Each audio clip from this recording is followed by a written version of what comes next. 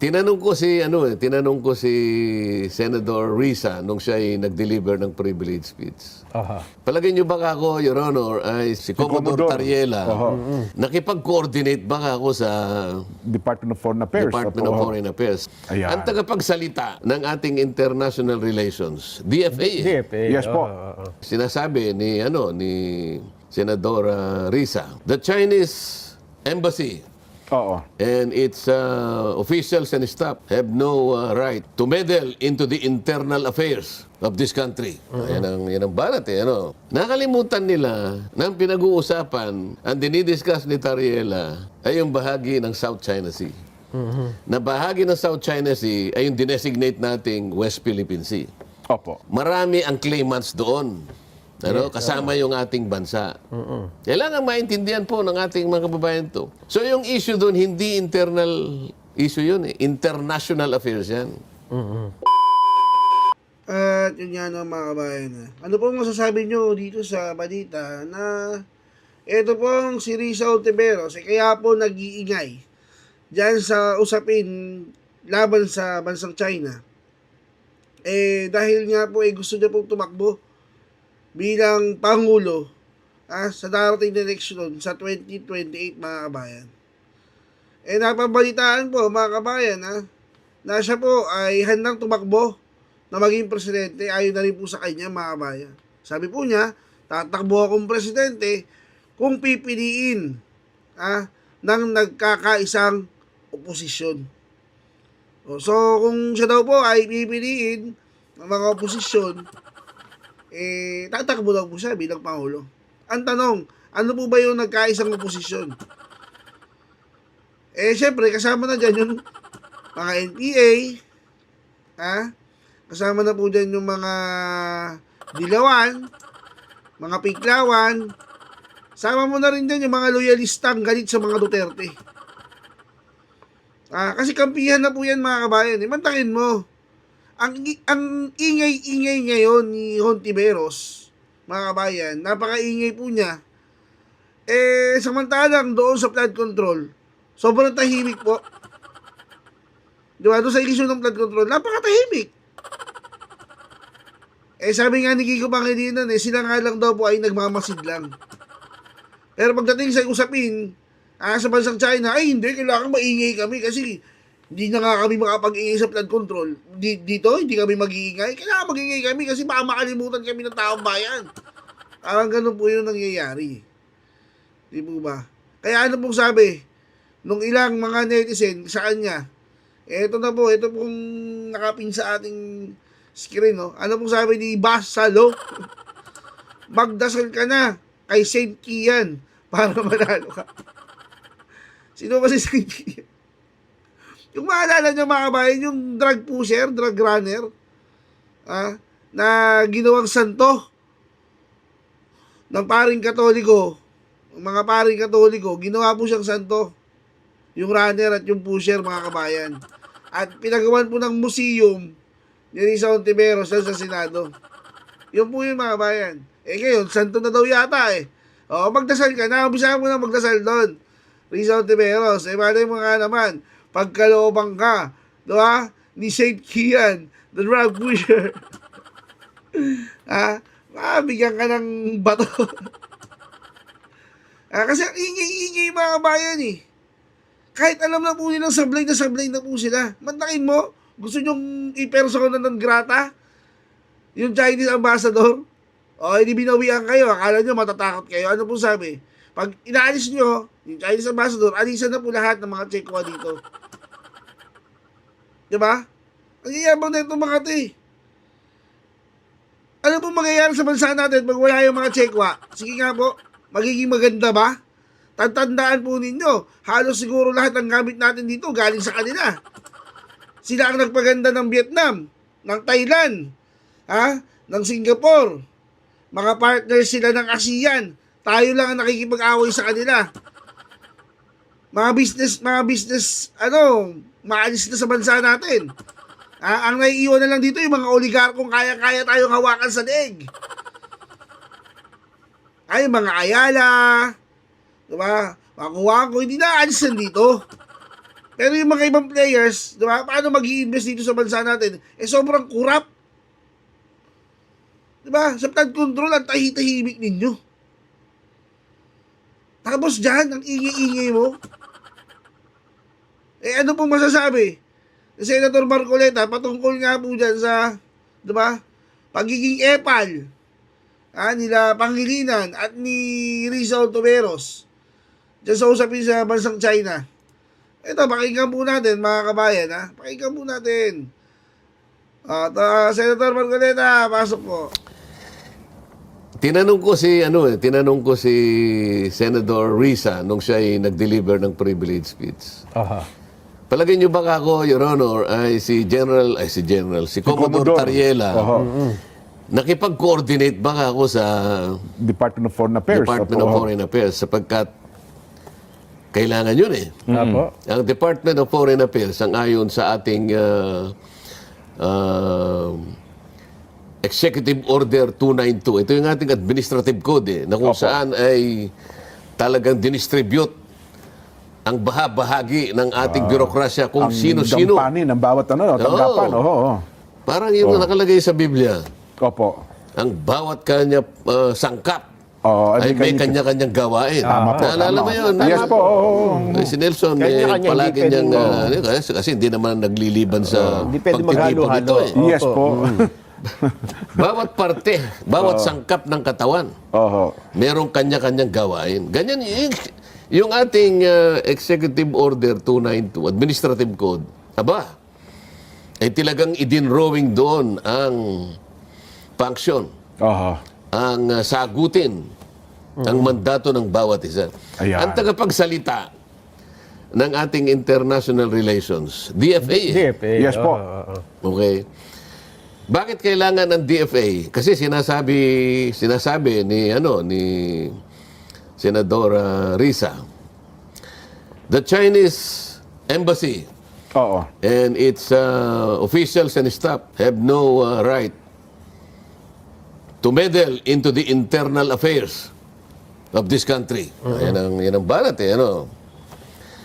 Nakalimutan nila na ang pinag-uusapan, ang dinidiscuss ni Tariela ay yung bahagi ng South China Sea. Na bahagi ng South China Sea ay yung dinesignate nating West Philippine Sea. Opo. Marami ang claimants doon. Kasama yung ating bansa. Kailangan maintindihan po ng ating mga kababayan to. So yung issue doon, hindi internal issue yun eh. International affairs yan. So, hindi siya simpleng internal, hindi domestic issue to eh. Oho. It is a matter that involves international law. Yes.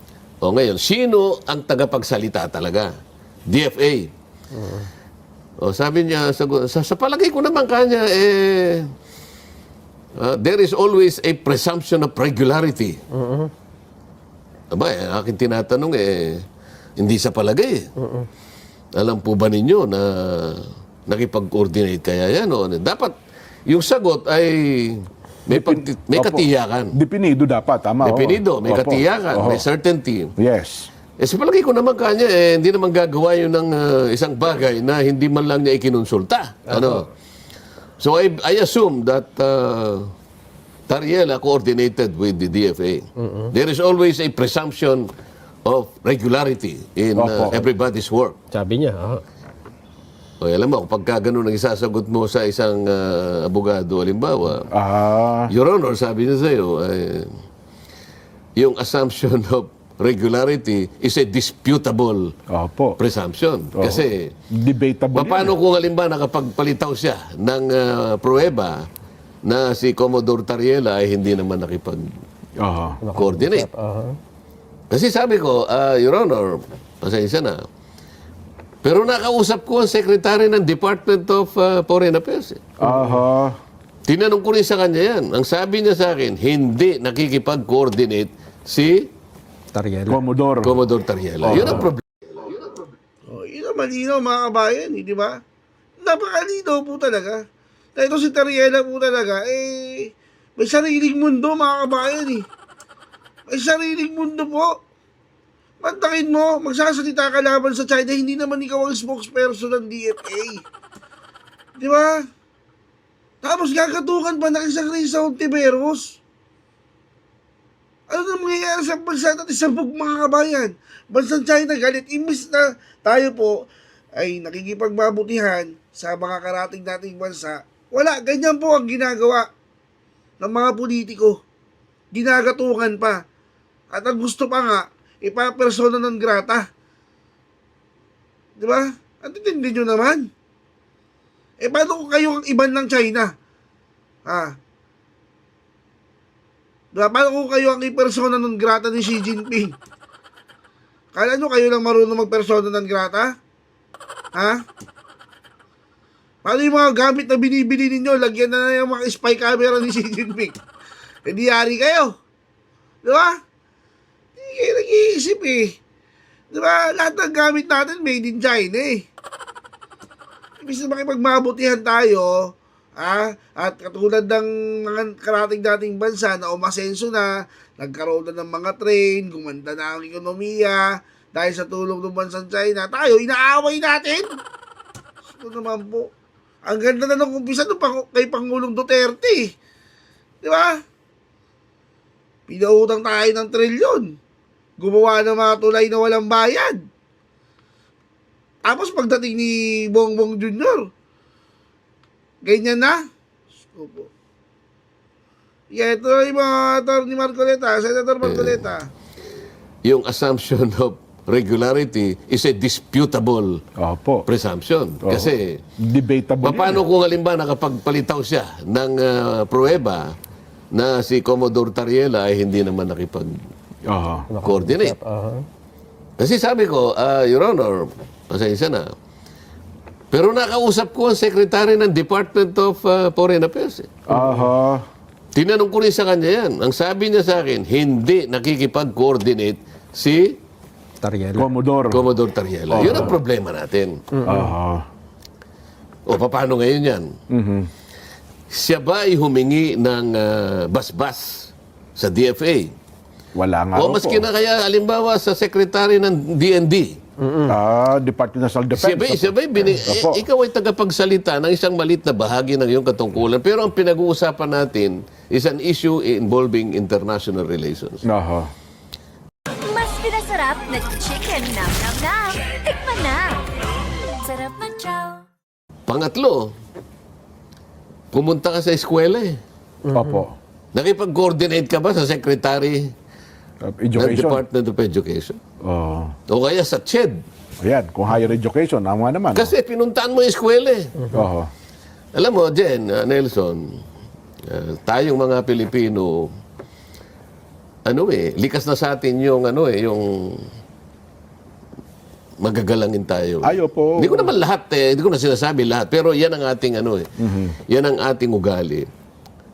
Pupunta ka lang sa palengke, makikipag-usap ka hindi basta-basta ka na lang didiretso. Palengke lang yun, Magtatao po. Kaya tayo po, dadaan ka lang, Medyo may sinyal. Makikidaan po. Mawalang galang na po. Wala naman tao. Miskin nasa punso, Bari-bari apo ka niya, Ewan ko kung ano sa Tagalog yung bari-bari apo. Dumaan ka lang sa punso, Naintindihan mo ang sinasabi ko, Nelson? Sa Tagalog po, tabi-tabi po. Yun. Yan, Bari-bari po. Pasensya na kayo, kasi Tabi-tabi po. Kasi nung maliliit kami, ang daming punso sa amin, Akala mo yung pinanatili sa kaisipan namin kapag hindi ka nagbari-bari apo, baka malulumpo ka Pagkatapos mapipipi ka ng ilang araw, sa takot mo, sa dami ng punso bago bari-bari apo. Yung pala, Magagalangin tayo. langgam lang pala nakatira doon. Nagpunta ka ba sa CHED? Pwede po ba? Kasi baka doon, sasabihin ng ano ba sasabihin mo? Teka muna. Teka muna. Kasi, tingnan mo ngayon, nagkaroon ngayon ng hindi dapat nangyari ito Hindi dapat nangyari ito Pero baka sabihin nila, hindi, ang amin namang kinakampanya lang, wala mo na yung karikatura ng tungkol sa presidente ng China, kundi ang kabatiran. Kasi di ba yun naman talagang trabaho na magkaroon po ng kabatiran ng marami nating kababayan ukol sa issue ng West Philippine Sea. Oo nga, pero meron silang tuntunin na sinintupad dyan. Meron silang tinatawag na measured transparency. Sila ngayon ay gagabayan ng ganong klaseng pamantayan. Ano yung measured transparency? Ano Kailangan may kalakip na pag-iingat Aha. na ang bawat sasabihin mo ay huwag magkaroon ng misinterpretation o kaya baka pagmulan ng panic. May ganun ho palang alituntunin. Sila kasi merong yung strategic ito na paraan para ipakita sa China na ayaw nating ang ginagawa nila, pero may pamamaraan naman na sa maayos na Kaparaanan. Yes po, oo. so asa ng observance dito, di ba? So paano mo sisisihin ngayon na basta-basta? Sila lang naman yung tagapagsalita in Chinese Embassy. Aha. So sabi niya,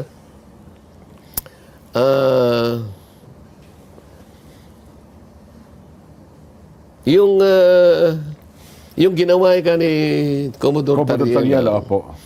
na statement Aha. kasama yung mga caricatures.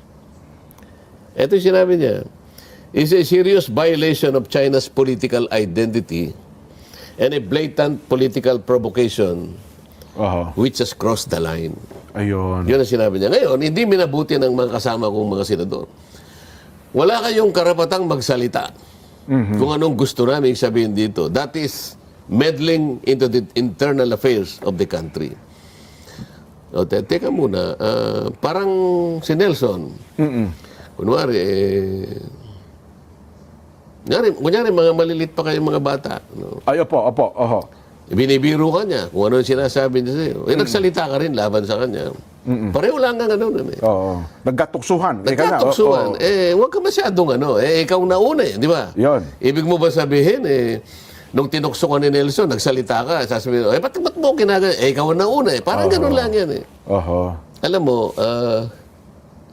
yung sunog, kahit bata, pag mawala ng sunog Ay, yes. Totoo naman po yun. Oho. Yung bata kasi wala pa siyang yung tinatawag nating maturity. Hindi niya alam kung ano yung consequence ng gagawin niya. Naglalaro siya ng Akala niya yung posporo posporo pwedeng kiskisin kahit na Oho. nasa tabi siya ng dayami. Di ba? Oho.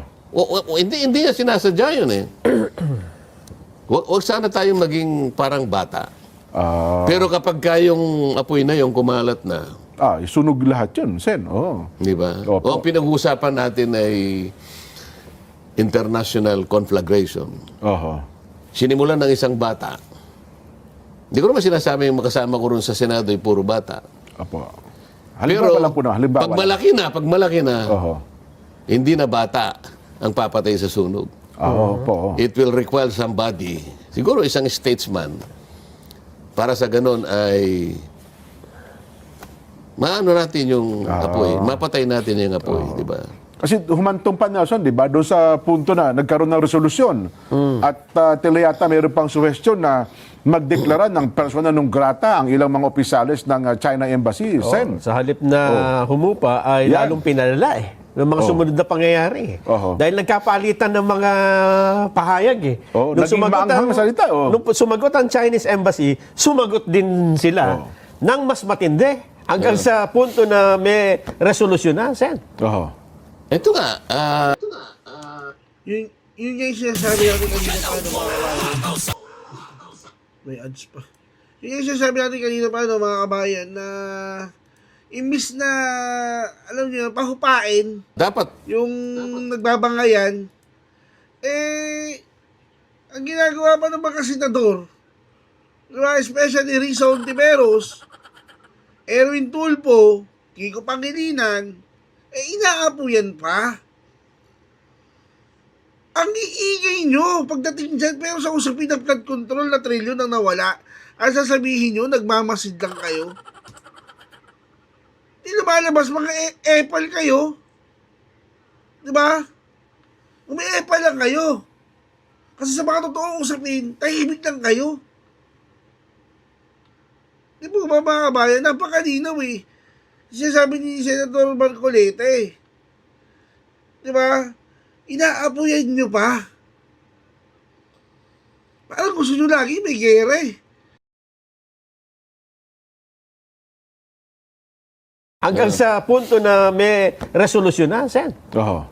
ito nga, dapat pinagtalunan namin sana ng Miyerkules. O, nag-aabang ho kami dyan, Sen. Akala Kasi ang nila, gusto nila, magbutuhan na kami nung parang Martes yun eh. tungkol doon sa resolusyon. Oo, resolution number 256 eh. Opo. Ang title niya din ay Resolution Expressing the Sense of the Senate in Condemning Recent Public Statements Issued by the Embassy of the People's Republic of China. Aha. May involve ang buong Senado rito eh. So, kailangan magbutuhan kami. Ayun, no. Ngayon, sa rules naman namin, teka muna, hindi na wala namang ganyan. Ano? Eh, pagdibatihin muna natin yan. You are requiring the sense of Senate already to condemn. Isip, ang bigat naman ito. Sabi ko nga sa inyo eh. Ngayon, dapat kahapon. Eh ngayon, ang sabi naman nila, o sige, sa Lunes na. Oho. Eh kasi kahit paano, naghahanda naman tayo ng Ayun. kung paano natin sila papayapain, ano? Opo. Kasi tayo, ayaw nating palakihin yung apoy. Totoo po. Ang gusto natin, wala namang ano eh. Wala namang mananalo dyan eh. Oho. Ibig mo ba sabihin, pagka ininsulton mo ng ininsulto ang China, ibig mo sabihin, sasabihin ng China, ba, ang tatapang ng mga Pilipino? Yung ba, makukuha ba natin yan? At sa huli nga, Nelson, di ba, parang dumating na sa punto, sige, wag na yung isa lang naming opisyal lang inyong Persona non grata. Lahat na kami. At handa kaming umalis dito. Kung kinakailangan, mag-alis na kami dito. Gaalis na kami. Iiwanan namin yung embahada ng China sa Pilipinas. O halimbawa, iniwanan nila yung sinara yung embahada. Opo. O sino pang makakapunta ng China? Yung mga, yung ating mga mangangalakal, yung ating mga businessmen na kumukuha ng visa. Kailangan nga pala yun. Sino mag-i-issue ng visa? Yung embassy ng Papua New Guinea? Hindi pwede, ho. Baka Senado, Sen, pwede. O yung mga turista nating pumupunta ron? Nako. O paano? Oho. O halimbawa yung kami, pupunta kami inimbita kami ng China. Wala nang mag-i-issue ng visa. Ako siguro pwede kasi meron akong diplomatic passport. Opo. O paano yung walang negosyante, walang visa? Yung pinakaano rito, yung ating mga negosyante. businessmen, mga Opo. negosyante. Ang dami nating mga negosyante. Paano yung mga nag-e-export? Opo. Paano yung nag-i-import? Paano yung mga OFW sa China, Sen? Mga kalahating milyon daw po yun. Paano gagawin? Halimbawa, sinabi niya, sige, ganyan ang gusto nating mangyari, ha? Oo. Kayo nagpasimula, pagkatapos nagsabi lang kami ng ganito, pagkatapos di-declare nyo kami persona non grata, pauwiin na namin lahat ang mga OFWs ninyo. Nako. Sana naman, kaya nga sinasabi natin, kaya natin dinidiscuss. Naalala mo ba nung sinasabi ko na ako'y inimbita ng... Opo.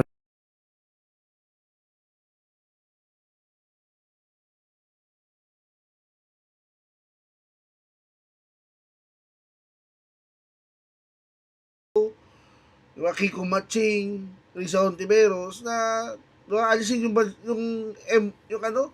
ambassador ng bansang China dito sa ating bansa. Na hindi mo iniisip, mga kabayan. Diyos ko po. Tatapusin na po natin dyan yung video natin, ha? Pero, yun nga po, mga kabayan, maging matalino po tayo sa pagboto. Lalo na ito, tatakbo pong Pangulo sa 2028. Diyos ko yan.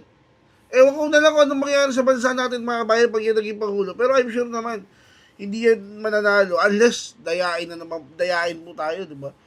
Pagdating ng araw ng eleksyon. So hanggang dyan na lang po muna. At hanggang sa muli, huwag niyo pong kalimutan mag-like at mag-subscribe sa ating YouTube channel para updated po kayo sa mga uploads ko araw-araw. Hanggang sa muli, paalam.